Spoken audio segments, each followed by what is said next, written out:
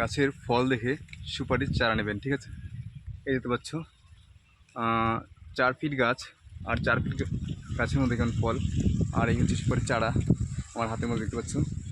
এটা হচ্ছে 3 বছরের চারা, রিপ্লেসমেন্ট করা আছে এর জন্য ছোট, আর এরকম ছোটো ছোটো গাছে ফল হবে।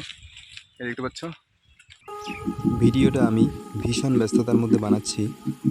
ভিডিওটা যদি ভালো লাগে একটা লাইক করে একটু সহযোগিতা করবে। Thank you. I shall be highly obliged. Kindly if you subscribe my channel.